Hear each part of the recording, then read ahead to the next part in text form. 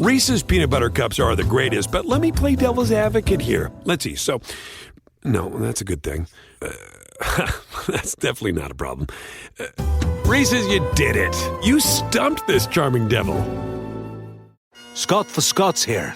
Do you hear that? Bring the mic in close. That's not how the grass should sound. There's weeds everywhere in this lawn. It's time to take action with Scott's Turf Builder Triple Action. It gets 3 jobs done at once. Kills weeds, prevents crabgrass, and feeds your lawn so it keeps growing strong. Ah, much better. Get a bag of Scott's Triple Action today. It's guaranteed, or your money back. Feed your lawn. Feed it.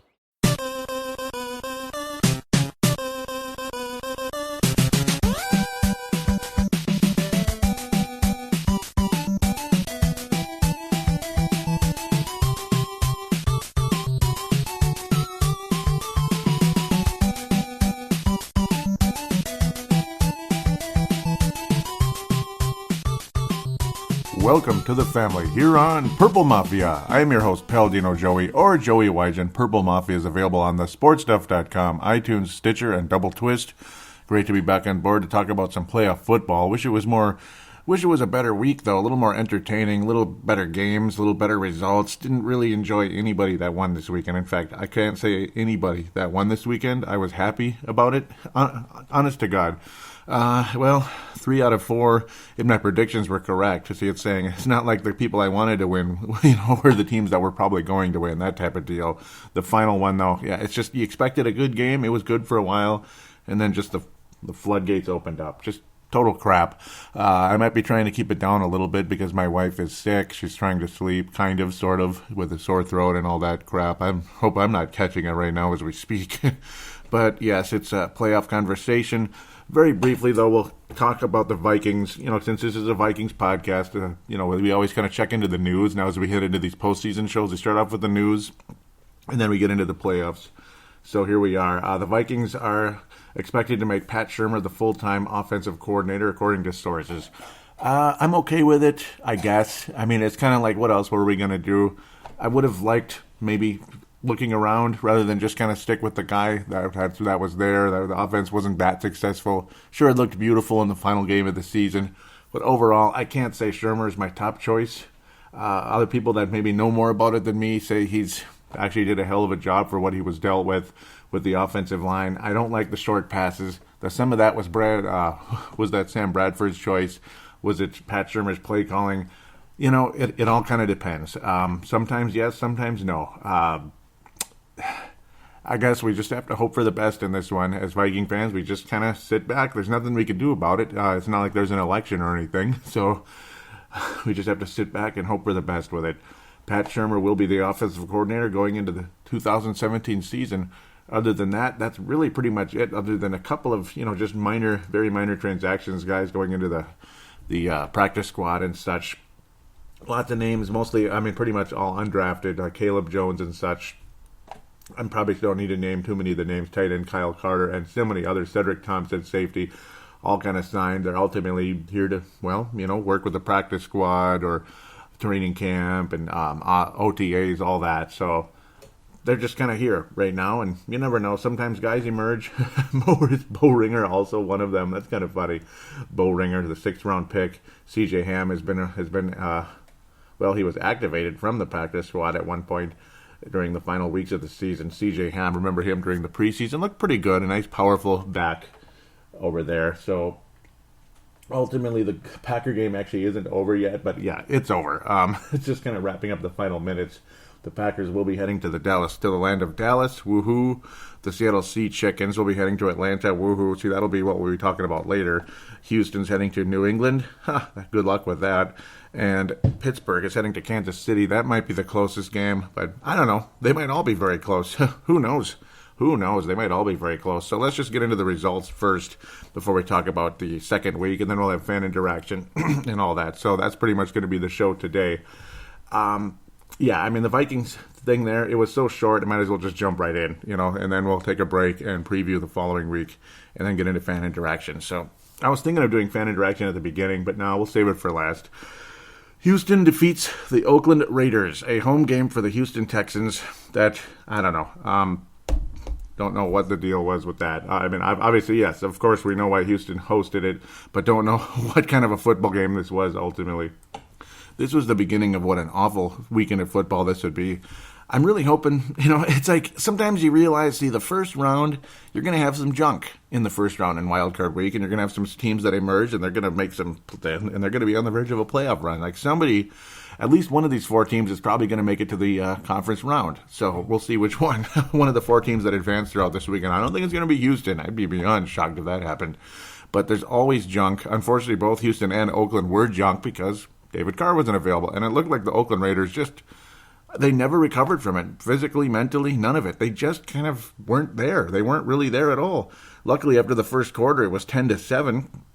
After Latavius Murray was able to get into the end zone after a solid run, it was mostly him in this game because Connor Cook, he's shell-shocked, not ready for it, even though they had him attempt 45 passes in the game because they were trailing most of the way. Couldn't complete a pass, not the greatest thing. 3 interceptions, 1 touchdown. His first game of his career is a playoff game on the road against the Houston Texans defense. Sure, they're missing J.J. Watt, but they're still very good. Latavius Murray was okay at best, only 12 rushes, though. He did get in the end zone, good for him.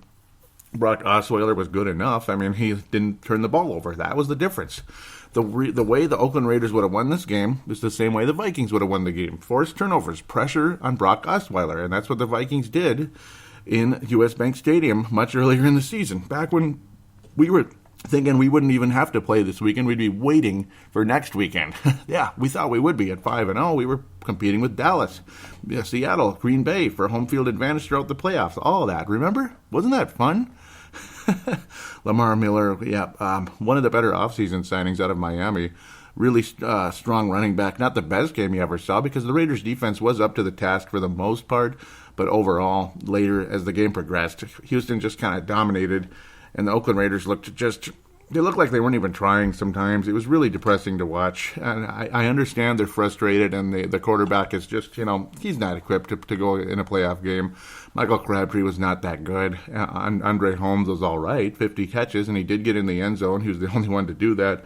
DeAndre Hopkins, remember him? I used to like him as a possible Vikings prospect. He'd catch to be our wide receiver. Ended up being somebody else later on. Cordell Patterson that season. Woohoo. Cordell Patterson, Laquan Treadwell. That hasn't worked out so good. But yeah, DeAndre Hopkins, who started strong, hasn't been so great ever since. Yeah, he got in the end zone. Woohoo. I mean, I don't really want to say a whole lot about this game. I don't think there's really a whole lot any of you give a crap. I'm getting a headache even thinking about it. But if Oakland was going to win this game, they had to force turnovers. They had to pressure Brock Osweiler, and they didn't do that. And plain and simple, they lost the game 27-14. It was a lousy game. No sacks on Brock Osweiler. Not only did they not force a turnover, they didn't even get to him at all. How the hell is a team that lost Derek Carr, an offensive stud, a future quarterback in this league, to a broken ankle, broken fibula, expect to do anything when you can't even get a sack? You can't pressure the quarterback, you can't force a single turnover when you have a talented defense like they do. Khalil Mack is one of the best linebackers in the league already, and he's already the captain of the linebackers, and you can't get anything done. And disappointing game, very disappointing to watch. Houston and all their fans all excited about it. Get out of here. I mean, it's nice you got a playoff win, but give me a break. It was like a preseason game more than a playoff win. But they will get killed next week, in my humble opinion. Seattle, Detroit, it's like more of the same, 26-6. I mean, Detroit looked okay at times, but not really. I mean, woohoo. I mean, this game was 10-6 at one point. As Detroit would kind of just hang in there, getting far enough to get into Matt Prater's field goal range in the 50s, the low 50s. He made both of those. Seattle, just that classic boring team that makes big plays when they feel like it. That's basically what Seattle is, and that's what it was. Kind of like Green Bay at times, too. Not even saying that they're boring, because Green Bay is more exciting for their fans, per se, than Seattle is.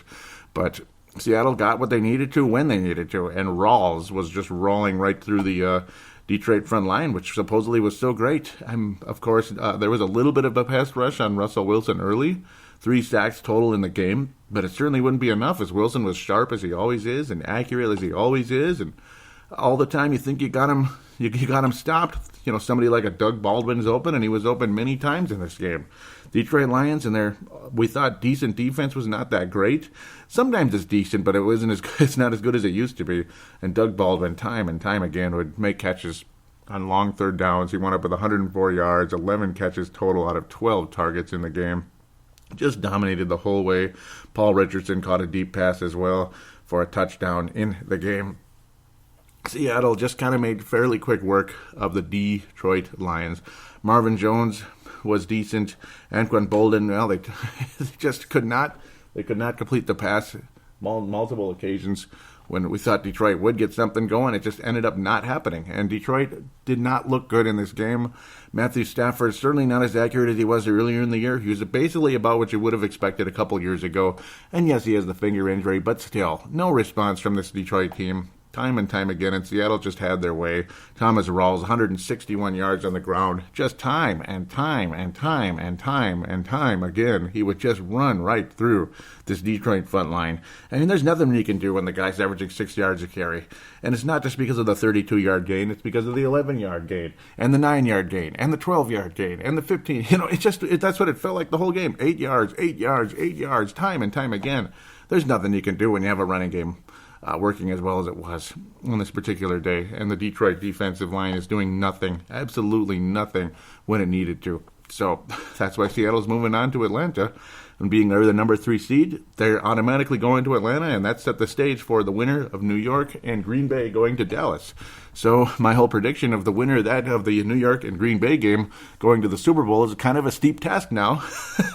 Granted, I knew Seattle would have to go to Atlanta, and I figure Atlanta will never set foot in Dallas. I don't know. Maybe they will. Anything could happen at this point. I don't even know what I'm going to predict now. I mean, I have an idea, yes, but it's not the best. This whole situation, this whole playoff weekend was not the best thing you ever saw. Again, I'm hoping I'm not catching something. I hope my voice doesn't sound kind of funny. I'm trying to not let it do that. Pittsburgh, Miami, same thing. I mean, Miami, the whole game, did they look like they even belonged in this game at all? And Le'Veon Bell, same thing. Rawls, it was just Detroit and Seattle. It's Detroit, Seattle. I mean, 30-6, or 30-12, pardon me. Miami did score very late in the game. 30-12. I mean, what a yucky, nasty, horse bleep game. Really, though, Le'Veon Bell just, right through him.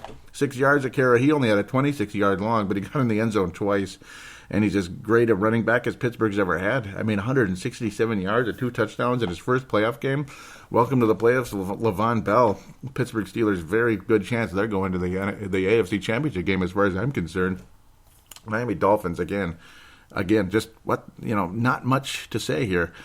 Matt Morris certainly wasn't bad. He was completing his passes, but they were not very far. They were not very far at all. I mean, he did wind up with almost 300 yards in the game, but you could almost call him kind of a Sam Bradford that fumbles a lot. I don't know. I mean, the Pittsburgh Steelers, though, that's how they play. I mean, they're constantly hitting you hard, and they're constantly trying to jar the ball loose every single time.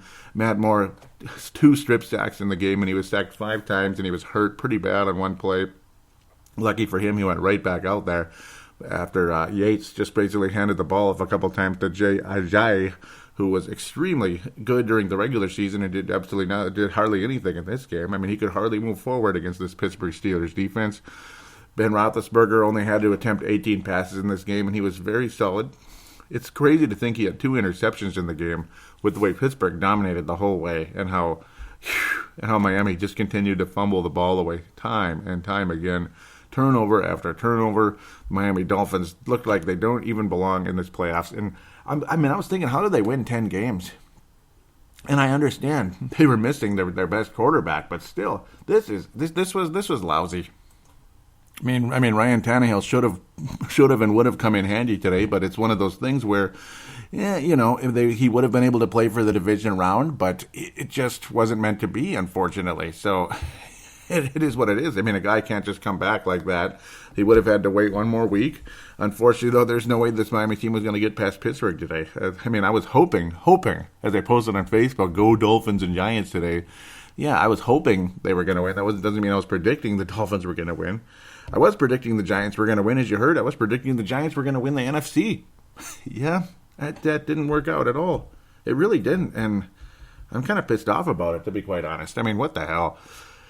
Ugh, this was like horrible, horrible wild card weekend. I hated it. Did you like it, seriously? And yes, I knew Pittsburgh was going to win this game, but I thought Miami would show a little better than this. And maybe even keep this game very interesting. They beat the Pittsburgh Steelers earlier this year, and Levi had 200 yards against them. I mean, today, nothing. Just couldn't even go forward hardly the whole game. It was a complete joke. I can't even say it. Ajay. I'm getting like Joseph Adai in my head. 33 yards in the game, a long of 8. He couldn't even get one first down on his own. Yuck city. Miami just, whatever. I mean, unwatchable football today, man. Unwatchable football yesterday.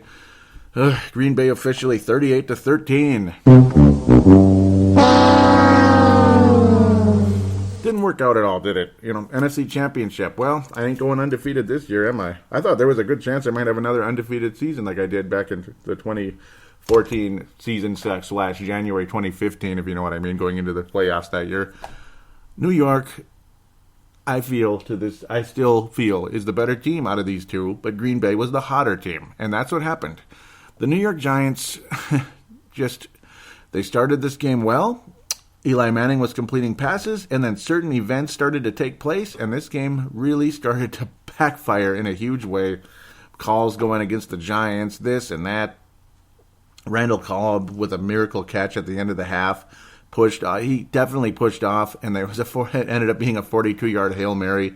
So instead of it being a 1-point game, it's an 8-point game, just like that. Final play, literally like around the midfield, Aaron Rodgers hurled it up, and yet another one of his miracle Hail Mary passes. 42 yards out, it's an 8-point game. You figure, okay, the Giants should be okay, though. After things ground out in that third quarter, Eli Manning finally getting focused. After the Giants' defense forced the Packers into a turnover on downs. That was awesome. I was so excited. And then here comes Eli Manning just driving that team down the field. Just 2 passes. Ended up being to Tavares King, 41 yards out. Perfect pass right to Eli Manning. Right to Tavares King from Eli Manning. And it's a 1-point game. And they went for the kick, or else a 2-point game. They went for the extra point, which surprised me a little bit. I thought maybe they'd go for 2. You don't really have anything to gain being down by 1 or down by 2. It's not much of a difference. Safeties, they don't really happen very often.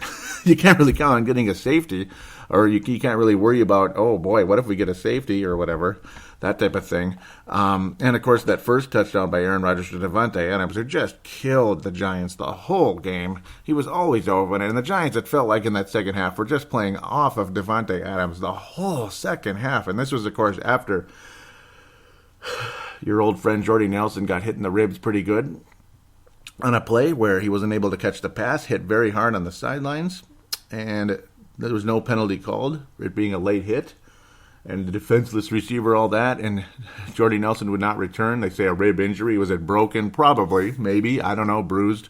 Will he be back next week? I don't know. They'll talk about that later on, I'm sure. We'll see what happens. But that pass to Davante Adams, I mean, I don't know how it was completed. It was just in the exact spot, and that's just how it always is with Rodgers. Is he really that accurate, or is it lucky? I mean, I don't know. I guess he is that accurate. As for the Hail Mary, I think that's luck. I really do, because how many times is a pass knocked away or intercepted in that situation? And Randall Cobb pushed off. I'm sorry, he pushed off. Watch the play. He pushed off, and that's how he got open for that catch. As the announcers are saying, how do you not stay on Randall Cobb? Because he pushed off in the final 2 seconds as the ball was coming down. He pushed off, and he was able to gain about 3 yards of space, and he looked wide open because of it. That's how he got the touchdown. And yes, it's luck that the ball just happened to get there, right place, right time. But it also was illegal because it's a push-off. That's pass interference. That touchdown should never have counted. And that was a huge momentum turn in the game. Luckily, the Giants were able to kind of play some great defense, but immediately after, and I mean immediately after, the Giants were able to make it a 1-point game rather than trying to tie it on the extra point. I'm not bitter about that or anything, but okay, I don't know. It turns out it wouldn't have mattered too much anyway, it seems like, because immediately after that, it was like Aaron Rodgers, Green Bay, said, screw you, we're going to kick your ass, basically is what happened. as the Packers would score 4 consecutive times. And the Giants would never score again. And no, they weren't on consecutive drives, but they would score 4 more times, 3 touchdowns and 1 field goal by Mason Crosby. Luckily, the Giants barely hung on to dear life after that drive. Packers fans screaming and booing that Randall Cobb was pass interfered with, and there was very minor contact. But oh no, let's not forget the little push off and the Hail Mary though. That didn't count. No. That's a touchdown. That's perfectly okay. Yeah, Packer fans, just keep booing that one. But Giants fans should shut up about the Randall Cobb push-off, I'm sure. And those of us here in Minnesota that would rather, fill in the blank than see the Packers win. Just fill in the blank on that one. But it was immediately after that beautiful pass from Eli Manning to Tavares King that the Packers literally just took off. And the Giants defense went from very tight pressure to no pressure.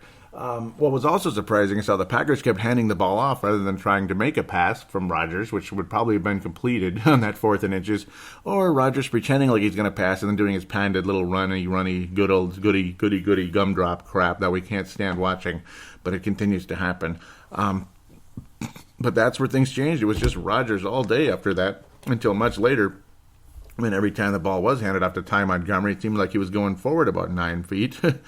And then Christine Michael also, who drove me nuts every single time he did anything. It was like celebrate about everything, pound the hammer down, whatever it was. And Michael also very good in returning kicks as well. Much to my chagrin, that was pretty frustrating to watch. Oh, Michael, that 31-yard return, that's what started that after the 31-yard return, there was the huge, that was where the huge play continued, the huge drive continued for Green Bay, and Rodgers completed pass after pass after pass to Davante Adams. It was like over and over and over again to Davante Adams the whole game. He ended up with 125 yards. He did get 1 touchdown in the game. Randall Cobb also, he went up with 3 touchdown receptions in the game, including, again, that cheap-ass push-off on the Hail Mary. 3 touchdowns recorded for Randall Cobb. Another guy who every time he makes some kind of catch, he's got to do a huge dance, and it's really annoying to watch. You don't all have to do that, do you? Come on. Hard to watch, it really was. But basically after that, Aaron Rodgers had his way. Again, Mason Crosby, 32-yard field goal again after the non-call on Randall Cobb in the end zone.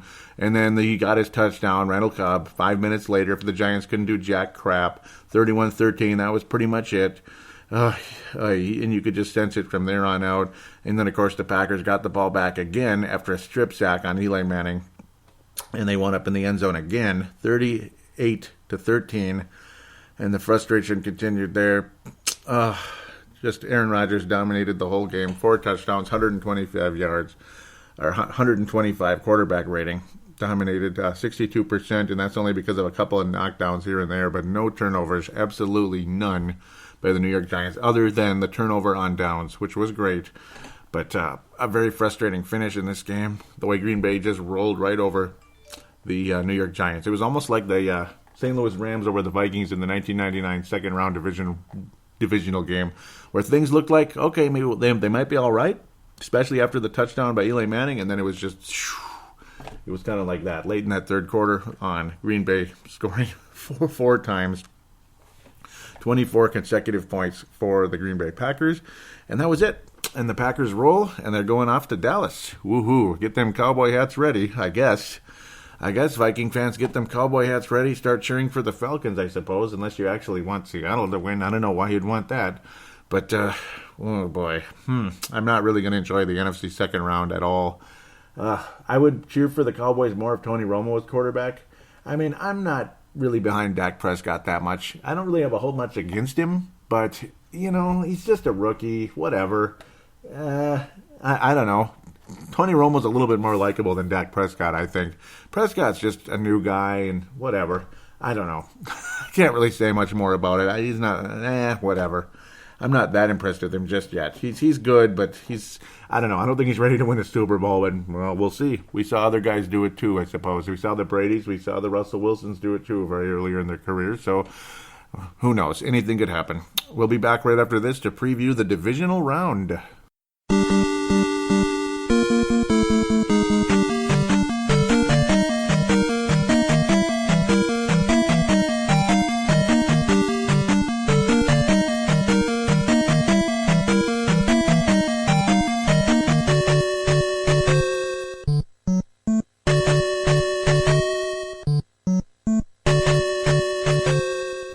We are back here on Purple Mafia. Segment number 2, we'll do some previewing into the divisional round, and of course, segment number 3 will be a briefer version of fan interaction, I could imagine, because we're not reviewing a Viking game or anything. Divisional playoffs, of course, Saturday, Sunday, like it was this week. We'll do it all in order. We'll start with the first Saturday game at 3:35 p.m. Not sure which publication. I'm guessing it's Fox. It is Fox, so just so you know. At Atlanta, the Seattle Seahawks visit the Atlanta Falcons. Oh, goody. Will Rawls be able to do what he did earlier? I'm not sure. I hope not, honestly, because I don't want the Seattle Seahawks to win. Atlanta, are they ready to get to the conference final again? It'd be the first time since 2012, when the 49ers beat them by the slimmest of margins. You got Matt Ryan throwing for almost 5,000 yards, Vic Beasley Jr. with 15.5 sacks on the season. The defense certainly has improved when you have a defensive coach in Dan Quinn. Julio Jones, just a spectacular talent, the best wide receiver in football when healthy, and luckily for them, this year he was able to stay healthy. That's why they won the NFC South. Devonta Freeman, about 1,100 yards on the season. Amazing that Julio Jones, only 6 touchdowns on the year. That's an amazing statistic when you think about it. But it's like the guy can't stay healthy. That's the frustrating part when you think about it. But just an elite talent. 14 games total this season. He missed 2, and he still wound up with 1,400 yards. Last year when he played all 16, he had 1,800 yards, almost 1,900 yards. That's what kind of talent this guy is. He catches everything, and he's capable of just attacking. 17 yards a catch this season, 100 yards a game. Unbelievable player. Of course, Matt Ryan, a big talent, but is he good in the big games? Well, last time around, the Seattle Seahawks lost to the Atlanta Falcons by a narrow margin, and that's when the Falcons ended up going to the NFC title game. I have a feeling it's going to be something around those lines again this time around. I think Atlanta's slightly better, and home field advantage does help, and they have a little bit better defense now. They have a better defensive coach and everything, just like, the Vikings got Mike Zimmer, all that. Hard to believe Matt Ryan's only 31. He looks older, doesn't he? He really does. He's aged quickly the last few years. Just an elite season, though. Obviously, big numbers. He always puts up the big numbers, like the Peyton Mannings and such in the league. Russell Wilson, obviously, we all know what he can do. Rawls, who obviously emerged greatly for the Seattle Seahawks. That frickin' Doug Baldwin always seems to get open at the right time. Big plays, and then he's as cocky as hell. Richard Sherman can drive you absolutely crazy. It's the turnover battle. Which quarterback can be forced into turnovers? Will Russell Wilson's passes be batted down enough? Can Atlanta's offense just take off and run away with this thing? What's going to happen? Hard to say. Thomas Rawls, though, during the regular season, he only had 349 yards, but he certainly has emerged in the playoffs. And undrafted running back, again, just shows what kind of talent you can get in the later rounds of the draft or even as a free agent. You just never know. You just never know. And, of course, beast mode is gone and all that. Will Rawls be able to do it again, though? I don't think he's going to have an easy time like he did against the Detroit Lions, and I think that'll be a big part of the difference in the game. Russell Wilson, obviously capable of passing the ball to anybody. It's going to be a close game. It's going to be entertaining, fun to watch. Russell Wilson has not had the best of seasons. This team has a bit of, dare I say, they're just kind of, they don't really get along with each other all the time. They have the kind of personalities of, they just, something doesn't go their way, they kind of start to flip out. And that's what happened a couple of weeks ago. I wouldn't be surprised to see Seattle getting frustrated in this game and Atlanta outlasting them. I'm going to go with the final score in the game. Atlanta's going to win 28-24. They'll be very close, just like last time. There'll be a play knocked away late by the improved Atlanta defense, and they'll prove to be a division championship team, and they will make it to the NFC title game. The Atlanta Falcons will make it to the NFC title game for the first time since 2012 against the 49ers. They will host it again as well. That is where I stand with this one. 28-24, Atlanta's offense will be just good enough, and Seattle will be combustible enough that they won't be able to finish things off. Saturday night. Yes, sir. 7:15 on, let's make sure we're CBS. Yep, I had a feeling it was CBS. New England Patriots, the soon-to-be Super Bowl champion, as a common man would say. The soon-to-be Super Bowl champion, 14-2, New England Patriots will host the Houston Texans. This will not be much of a football game. And if it is, shame on the Patriots. Shame on them. But Bill Belichick is not the kind of guy who's going to let his team slack off. And Tom Brady's the kind of guy he's not going to slack off. He's not going to let his teammates slack off. They're going to just... This is going to be like a nice little tune-up for the New England Patriots. Obviously, having a week off, you just kind of get things going again, get the wheels turning, get things ready to make a championship type of run here. At least get to the Super Bowl, right? And get ready for a Pittsburgh or a Kansas City visit the following week in Gillette Stadium. New England Patriots will win the game easily, 38-13 over the Houston Texans. They'll roll right over them. Do I really need to explain why? Because they're better. And I mean, they're way better. And Osweiler's going to have some turnovers. He's not going to have a perfect game like in the turnover department like he did last time around. You're going to see 2, maybe 3 turnovers by Osweiler alone, maybe a strip sack and 2 interceptions. The New England Patriots will roll all over the Brock Osweiler. Bill Belichick and this defense are not afraid of Osweiler, even though it's not like it's the best defense in football, but they know how to defend. They know where to be, when to be.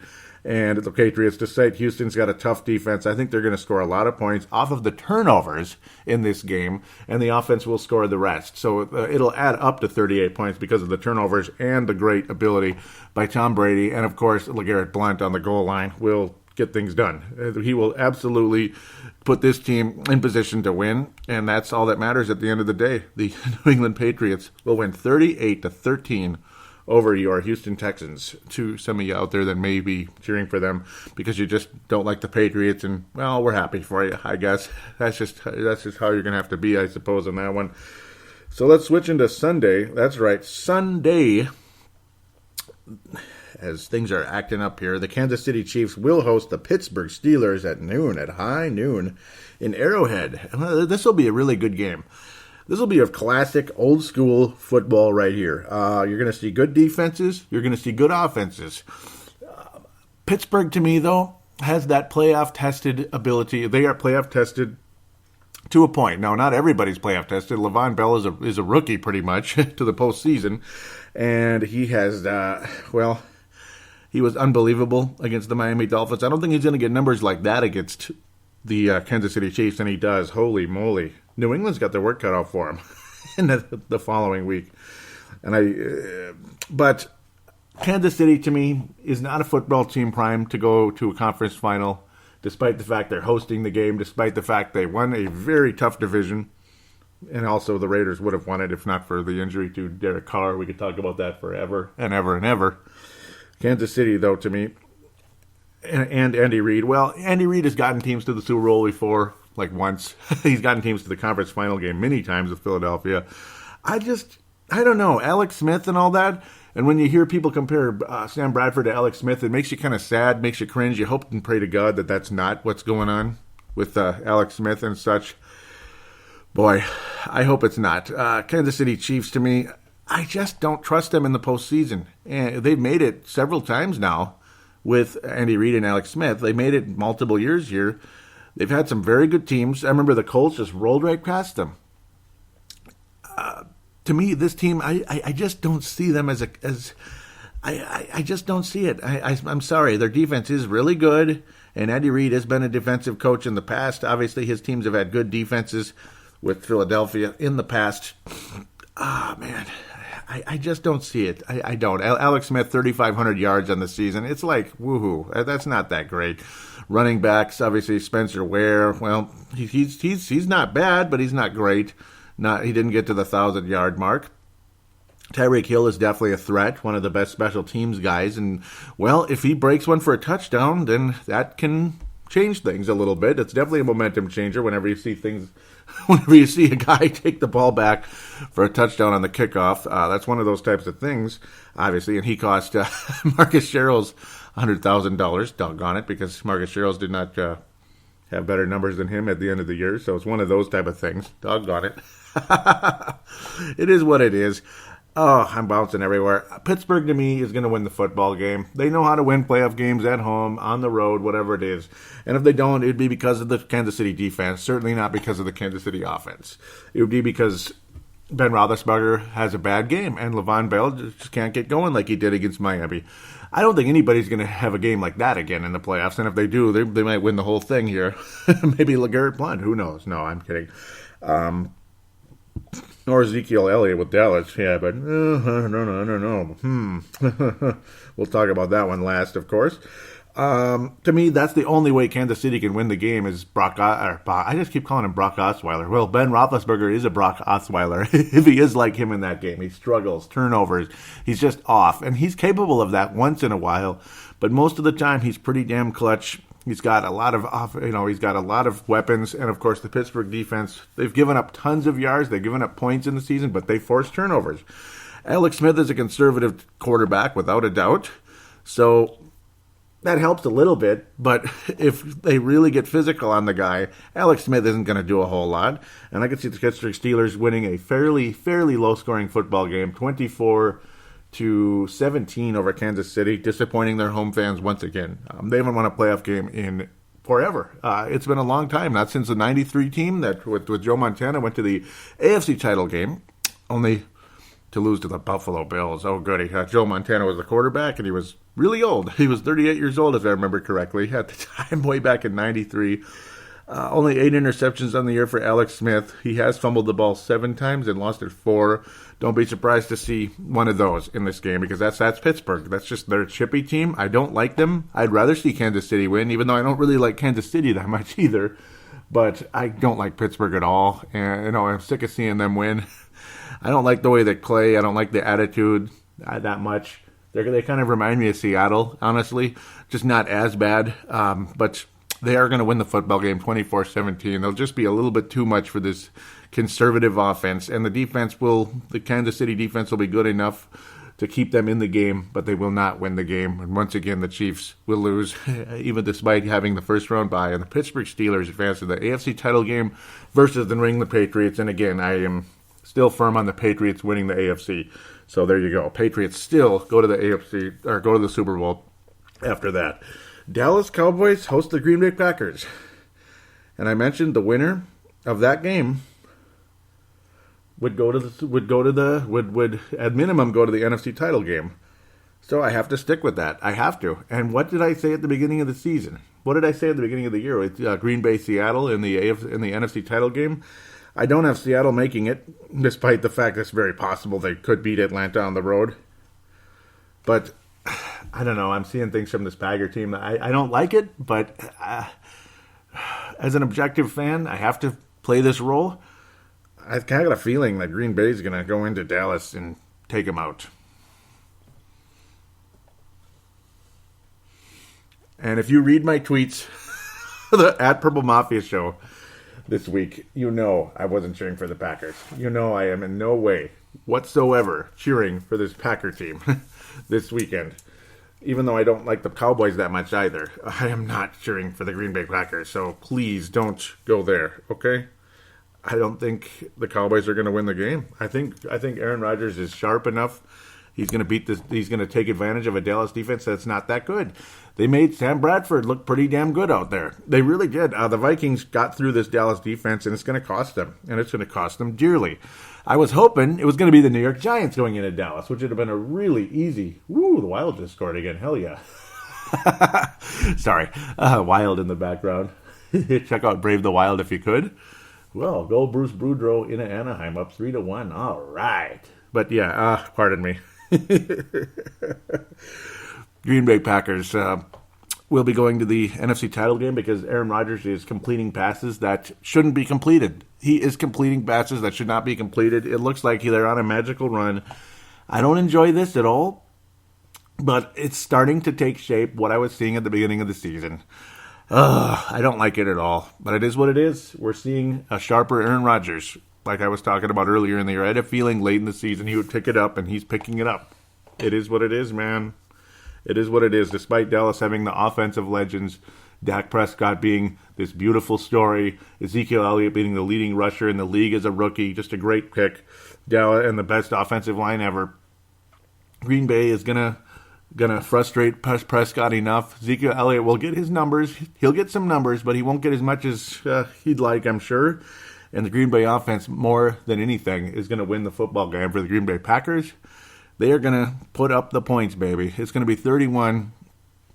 It's going to be a stunning loss for those Cowboys, boy. 31-24. Green Bay will overcome the Dallas Cowboys in Dallas. Aaron Rodgers will lead the way in this one. You're going to see Davante Adams continue to lead the wide receivers. He's going to lead the team in receiving, regardless if their old friend regardless if Jordy Nelson is healthy or not, coming in with that rib injury, healthy enough to play. I can't even imagine the pain there. No goal. No, I'm kidding. That's nice. But yeah, regardless if the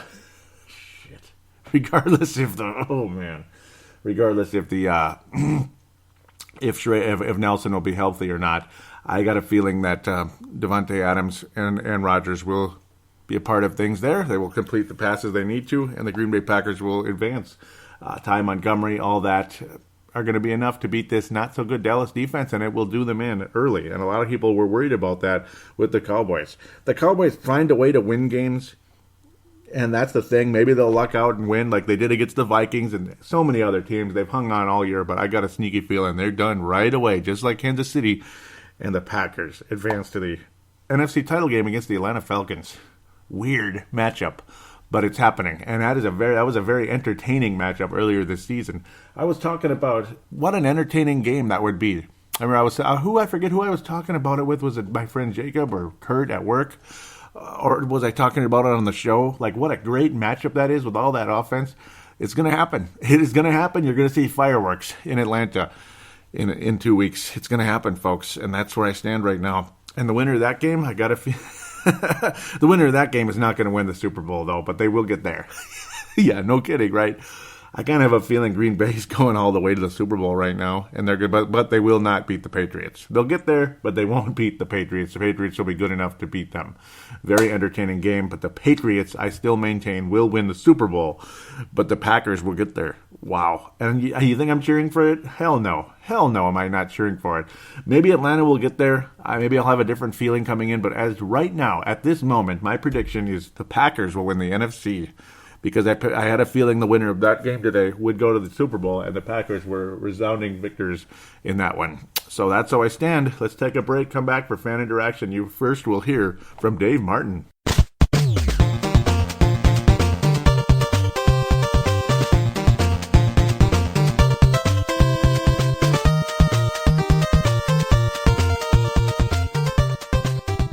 Hi Joey, well, we're into off-season, and how disappointing is that after the way the team started this year?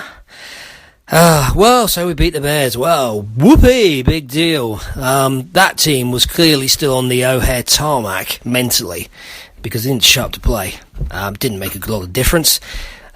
It was entertaining, but that's about all you can truly say on that match.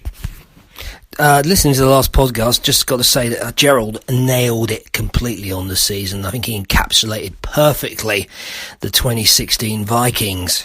And it's easy to put that into one word: frustrating. It was a frustrating season.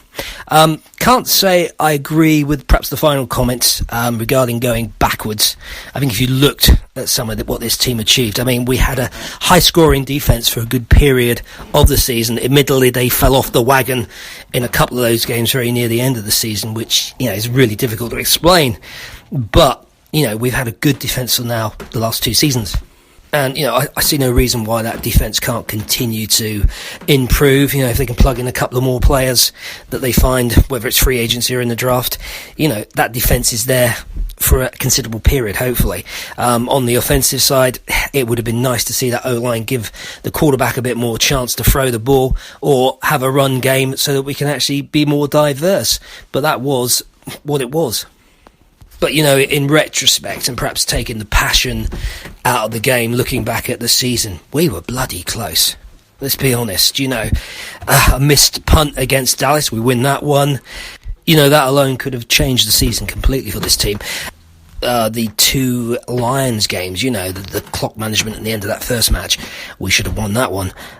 Second game where obviously Sam threw that interception. Again, you go 11-5. It's a completely different ball game. We're not talking about the frustration of drafting and missed opportunities. We're talking about, hey, we're in the playoffs.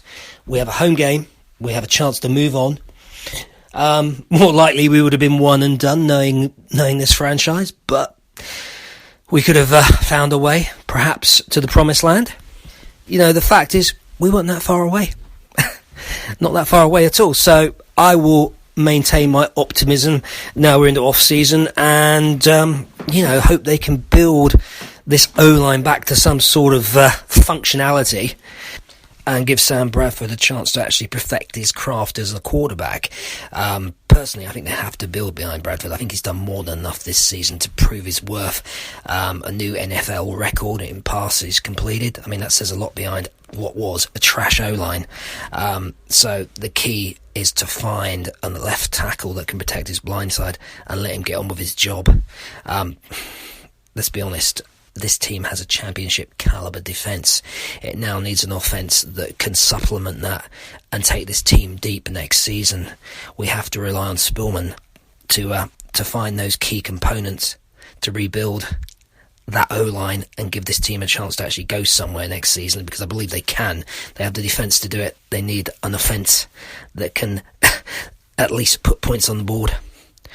Do we trust Spillman to do that? There's another question, isn't it? Also, coaching-wise, has Shermer done enough to hold on to that job? I don't know. And also, Tony Sperano. I'm not convinced of what he's achieved with that O-line. Admittedly, he's had a lot of issues to contend with. Maybe if we don't have the kind of injuries that we had last season, we'd have been better. Off-season is going to be very interesting, that's for sure. And if they make the right choices, it could be a very exciting 2017 into 18. We have to just hope they make the right choices. Anyway, as regards the playoffs, I'm with you, Joey. I think New England probably are the most likely team to win this, although I always have a little feeling that Pittsburgh, if they're given the opportunity, could make it all the way to the Super Bowl and probably win it. On the NFC side of the coin, I can't say I'm really that bothered who comes through from that side. It doesn't particularly interest me. To be brutally honest, the season's over as far as I'm concerned. I will follow it and see how it develops. Anyway, Joey, thanks yet again for another exciting season of talk, chat and opinions. And skull to the boys and girls out there. And let's hope for a Super Bowl next season at home. Wouldn't that be something to savour and enjoy after 57 very long years of so close, but yet so far? Dave, you are the best. That was awesome. Absolutely awesome. And a great way to wrap things up with it, too, the way you said how it's been so close and yet so far. That could be the company slogan for the Vikings, I think. Okay, I'm being a little mean. But no, isn't he fantastic? See, that's it's basically like a segment. We can maybe name a segment. We can maybe figure out a name for that one. Maybe give me some ideas if you might have something you'd like to call it a segment there, like a segment from Mad Martin or Dave Martin or whatever, just some kind of name. This one show at the Atari Game by Game podcast, Ferg, the host of that show, a British guy calls into that show and they call it Strutter Score, I guess. It's something like that. I don't even know where they come up with that, but it's a segment. He comes on every show like that with audio submission that lasts a little while like that. Dave, I think, yeah, you're more than welcome to join in the way you have the last several weeks now, or a few weeks, or however you want to say. But it's been fantastic. I do agree about the Vikings defense's championship caliber. Sperano, well, Sperano, I'm not sure about the sample size. But, yeah, I mean, not a whole lot to brag about. That's for damn sure. Absolutely nothing. But, again, the sample size, because of the offensive line situation, it's really hard to say. Shermer is the offensive coordinator, which you probably already heard, going into next season. I'm not thrilled about it either, but at the same time, I guess he's okay. It seems to be a good mix with Sam Bradford, I guess. Hopefully with better protection, you'll see a little bit more passes down the field rather than just short passes. You saw a lot more action in that Chicago game. When there's less resistance against Sam Bradford, he can be pretty damn good.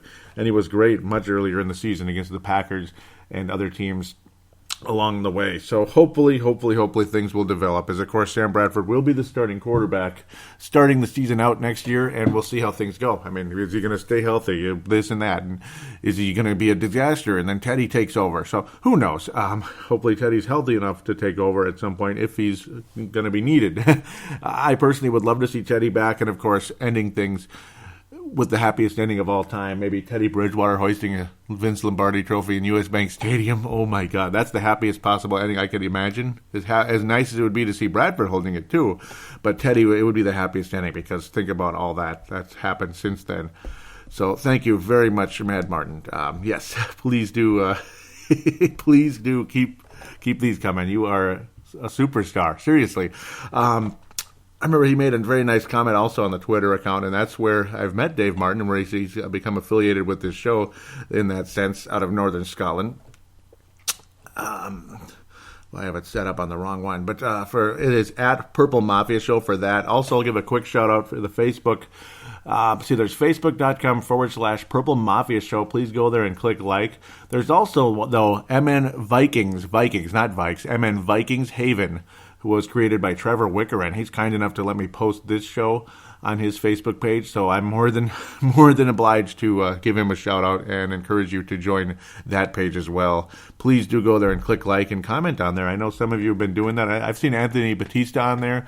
That was Anthony from LA who used to call in back in the day. I've missed him a lot. I'm not sure if he still listens, if I pissed him off or he lost interest, or I don't know, but he only posts there and never posts on Purple Mafia Show. I have no idea what happened. It is what it is, though. Nice to know that some people from this show have joined that, though. That means there's a point there. It's not just one-sided, like I'm just going to post my page on there and the hell with you. No, it's not like that. You've been getting quite a few people joining your page there, my friend. So thank you again, Trevor, for that. It is greatly appreciated. Oh, I wish this thing would stay in order. Man, it bounces everywhere. Wow, that's a lot of tweets. Okay, so there it is, episode 235. Yep, I want to thank Vince and Tanae for retweeting the most recent episode where I just said 8 and 8. That was the title of the show. Thank you very much for the retweets, guys. And I've seen them retweet the Brave the Wild. I'd never mention it on there because it's like I get lazy because I don't check the Twitter when I don't get a whole lot of tweets during the week. It's usually people just click like or retweet. They don't usually say anything, and then I get lazy and don't mention anything. But I want to thank you, Vince and Tanae, who have been kind enough to retweet Brave the Wild many times. So I'll try to mention that on the next show as well. So we'll go from there. Boy, there's too many. Yeah, I don't know why they tell you all these people liked this tweet from something else. It's completely unrelated. It drives me crazy. I don't know why it does that. So, Mad Martin, starting things off here a couple of days ago, saying, just catching the show again. Thanks for the kind words. As the great football minds, I'm an amateur to you, my friend. Well, I appreciate that thought. I mean, I appreciate that you think but I think you're a great football mind, too. And I would think the listeners that hear what you say would agree. I would think so. So, you're very, very, very welcome on this show with the call-ins and such. I think your insight is excellent. He says some very good takes onto where we go in the off-season. I'm still keeping Sam and having TB as our backup, and that's pretty much where I think things are with the quarterback position. And, of course, TB is up in the air, being Teddy Bridgewater with the recovery period. Nice to know he's at least walking again. I mean, just that's the start of things. I can't even imagine how long it took for him to be able to walk again without crutches. Oh, God, how long do you think that took to heal? And plus the tedious time in between the injury and the surgery, because it was like a long time. Can you imagine how tedious that must have been? Oh, and how painful, because it's like not like the pain just magically disappeared. Like, oh, it doesn't hurt anymore. We just need to fix it up. Oh, man. Dave continuing saying, I have to feel for the Raiders after the season they had, and up with that injury. Absolutely. NC Viking Girl said, retweeted or liked my tweet when I said I feel terrible for the Oakland Raiders. They're just getting picked on. They would have killed this sorry, pathetic team if Carr was healthy. Yeah, I mean, that's exactly how I feel. I definitely stand by what I said there. Dave Martin saying, hard to watch this. Sent you a voice recording, was over 10 minutes, cut down to under 5 minutes. Not easy. Yep. Editing can be a pain sometimes, can't it? Usually I try not to cut too much, but I mean, yeah, if it's a call in, I mean, well, it depends on what you wanted on there, I suppose, and you did a good job, I have to say. Dave saying, cannot disagree. I feel their pain. Houston are garbage, and yeah, I think they are too. Thor was saying, if Carr stays healthy, it says Thor Z4, so thank you, Thor. I appreciate your inclusion on the show. He says, if Carr stays healthy, the Raiders are the number 2 seed in the AFC. Absolutely, they are. Absolutely. That's, yep, without a doubt. And they would have probably, there would have been an interesting matchup between them and the Steelers. Talk about old school classic football right there. Oh, this will be like the 1970s again right there. Not that Dolphins and Steelers, or even Chiefs and Steelers, but Dolphins and Steelers. Now that's 70s football right there. 2 Super Bowl champion teams multiple times back in those days. Mad Martin continuing saying, but this season has shown what Bill Musgrave can do with a quarterback. Something he did not have in Minnesota. Oof. Yeah, that was Christian Ponder during those days. Ouch. Ali with a couple tweets here. Ali Sidikai, who also posts Pro Football Spot, Vikings. He writes for Pro Football Spot, the Vikings section of that website. Really good writer, Ali. Thank you always for that, for posting your articles on my Purple Mafia page. On Facebook, he says, OBG ain't helping, though, and that's, Odell Beckham Jr., who drove me nuts. I didn't even talk about that. That's the most sad part. That guy dropped so many passes in this game, including one in the end zone. It would have been easy, and so instead of 3 points, it should have been 7. And there were so many times in that New York Giants game. See, I didn't even get into that. Isn't that sad? It's like because I knew it was coming later anyway. It's like subconsciously I kind of saved it for this part. But Odell Beckham Jr., I mean, what a freaking... It's just, you're a prima donna. You're so worried about how the refs officiate games. Why don't you worry more about catching the ball instead of having bleached hair sticking out of your head the way it does? And trying to look pretty for the camera. I mean, the hell with that. Why don't you focus on something important, like beating the Packers on the road? Because you beat them on the road, there's a very, very good chance you go to the Super Bowl and maybe you win it. Just maybe. Instead, you're out in the first round and you get slaughtered, embarrassed against a jackass team like the Packers. You should have beaten them today. I don't care how good and how hot they are. You should have beaten them today. Ali says, yep, I'm not a fan, but today I'm definitely pulling for him, and I was too. Yep. And I was mentioning, and this was liked from the Cheap Seats podcast. He was saying, I was saying Lady Gaga is going to be the halftime show for the Super Bowl. I know I'll be changing the channel. Yuck. And yes, I traditionally do that because, it's usually not somebody I like, and this whole millennial generation does nothing for me. I mean, the music sucks. The personalities are garbage. I have no interest in any of them. I mean, yuck. Beyonce, same old crap over and over again. Can't even look at it. What was it? Katy Perry a couple years ago. Give me a break. Ugh. Give me a break. All right, let's continue. The music is just obnoxious. It's not good. It's horrible. And that's my opinion. If you like it, you go ahead and like it. But I'm going to go ahead and not like it. Matt Jordan says, getting the impression you don't like much of Beckham. You don't think much of Beckham. And no, I don't. He says, so far watching this Packers offense, it's like watching the Purple in 2016. 21 plays, 29 yards, spoke too soon. Shit, 31-yard pass. Yep, that's when things started to change very quickly with the Packers versus the Giants today. He says, sums it up, just luck. If that was, it would have been picked off or dropped. And that's, of course, the stupid pass, the stupid Hail Mary pass, and then how things changed so dramatically. Dave saying, just unbelievable, clearly playing with the rule book going out the window. Again, that was on the stupid Hail Mary pass, just like his 19th of his career, it seemed like, into the end zone. It's so frustrating. So let's move on to the Facebook page. Again, facebook.com/Purple Mafia Show. And again, on the show as well, there's multiple ways. Okay, 209-736-7877, like how Dave did. 209-736-7877.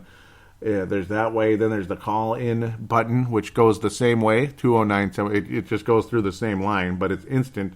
The call now button through Facebook Messenger. And what Dave Martin actually did was the audio submission route, where you just use your phone's audio recorder and email it to paladinolive@yahoo.com, paladinolive@yahoo.com. Send it there. All the information will be in the show description on iTunes, Stitcher, and Double Twist. So thank you again for that in advance. We continue off of the last show. Mark Carlson says, enjoyed the show as usual. I listened to the whole show twice. Hey, why not? Thank you for the star. And looking forward to the Purple Mafia playoff editions. School. Thank you so much, Mark. That's awesome. Listen to it twice. Wow. You like it that much? Wow, man.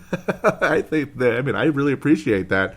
I do. And, I suppose I've listened to some podcasts twice at times. Sometimes I go backwards and listen to old ones, you know what I mean, with shows You go back to one of their old ones, see how things are going, that type of thing.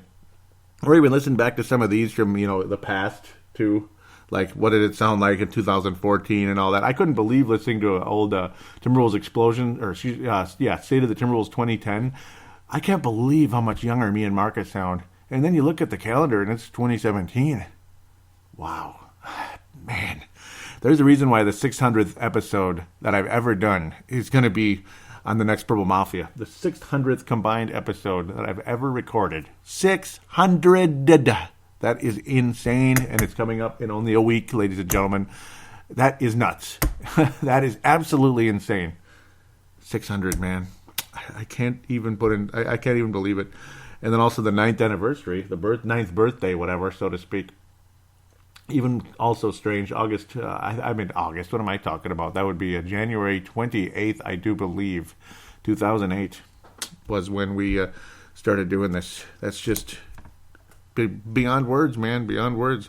So, where do we continue? Ali Siddiqui posting on Thursday says, taking a look at what went wrong with the Vikings this year. Very good article. I encourage you to check that out on profootballspot.com. Do click on that link there. You'll see it on the visitor post section on the Purple Mafia page.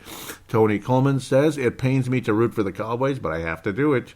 I didn't expect Green Bay to get past the wild card round. I thought New York would take it. Ah, well. Continuing the tradition of my favorite teams being the Vikings and whomever plays the Packers next week. Skol for Dallas. LOLZ. I agree, man. And it's so very true. I was saying how unbelievable things turned out. Yes, we'll be a big Cowboy fans next week, as sucky as that is to say.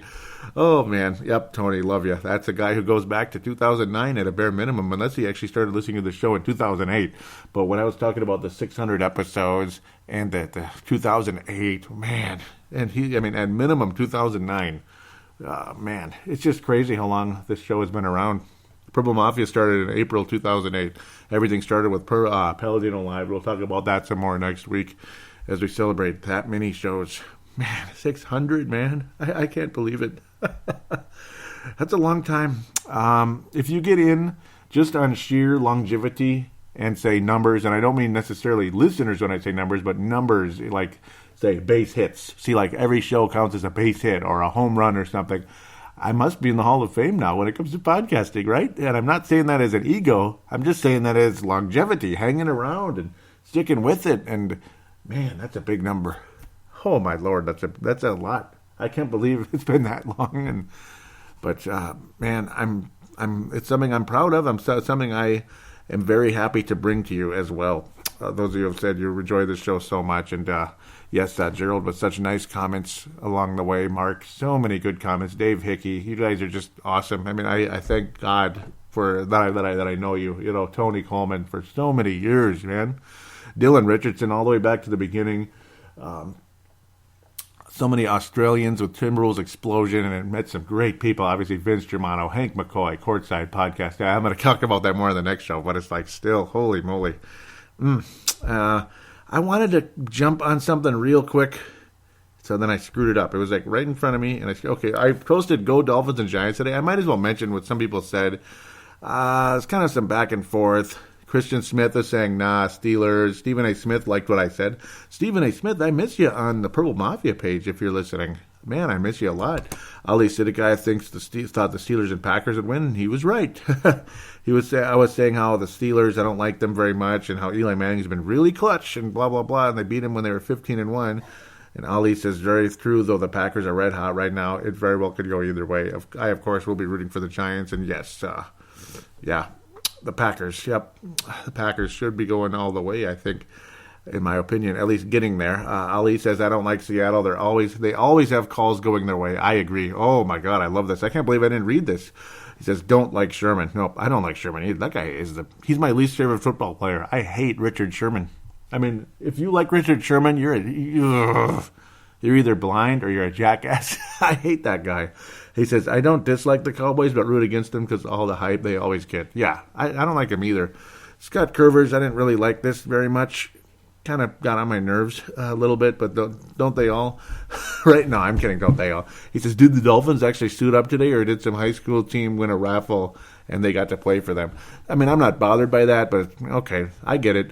And he says, and you didn't think the Giants had a chance against the hottest team in the NFL right now, did you? Yes, I did, because things were going just fine for a little while there, weren't they? It didn't really get that bad until late in the third quarter, okay? So, a couple of, a little push off in the end zone, maybe, a little luck for the Packers, just maybe kind of started turning things a little bit, and the Giants still were very much in it, and then everything went down to hell not long after that, and that was kind of frustrating. He said, too bad the Raiders couldn't have played the Dolphins. I could have caught up on some sleep this weekend. And yeah, it was pretty lame. It was lame. I won't deny it. So I'm not too mad at you, Scott, but let's see. Who clicked like? Okay. And Benny Allen, who is a listener of Brave the Wild, I do believe. I don't know if he listens to Purple Mafia. Maybe. He says Seahawks. And Neil Allen Thiesing, who's been on Brave the Wild many times. I'd like to have him on again. He says, boo, pack, boo. I agree 100%. And I hate the Seahawks. I don't know why Benny Allen likes them. I don't know. I don't know why you like them. I hate them. So let's wrap things up here. I want to thank you guys so much again for your listenership. We will talk about that 600th episode a bit next week. Hopefully I'm feeling a little better. But we'll see. I'm not feeling my best at the moment. Hopefully things will be a little better at that point and not worse. God bless, Hopefully all of you enjoy this week.